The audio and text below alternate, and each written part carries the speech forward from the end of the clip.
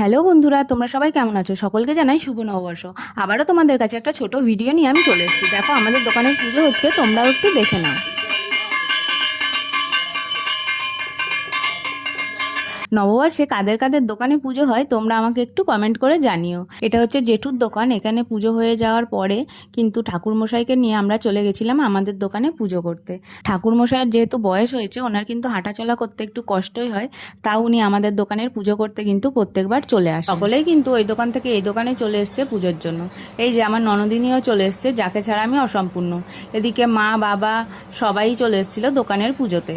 মা কিন্তু সকাল থেকে জোগাড়জাত সব কিছু কিন্তু করে একদম গুছিয়ে নিয়ে এসেছিল। আর একজনকে দেখো, পুজো হয়ে যাওয়ার পরে কিন্তু দোকান সাজাচ্ছে। যেহেতু সকাল সকাল পুজো ছিল, সেই জন্য কিন্তু আমাদের দোকানটা সাজাতে একটু দেরি হয়ে গেছিল। দেখো, পুজো হয়ে গেছে, আমরা প্রসাদও খেয়ে নিয়েছি। এইটা হচ্ছে আমাদের দোকান। তোমাদের কোনো প্রয়োজন হলে তোমরা অবশ্যই কিন্তু চলে আসতে পারো শ্রী গোবিন্দ জুয়েলার্সে। পাশের দোকান থেকেও কিন্তু দেখো প্রসাদ দিয়ে চলে গেছিল। আমরা কিন্তু ওই প্রসাদটাও আমি, দাদা আর বাবা তিনজনে মিলে কিন্তু খেয়ে নিয়েছিলাম। এরপরে দেখো, আমরা রেডি হয়ে গেছি, আর একটা জায়গায় রওনা দেব। কোথায় যাব সেটা তোমাদের জানাবো পরের ভিডিওতে। এখনকার জন্য টাটা।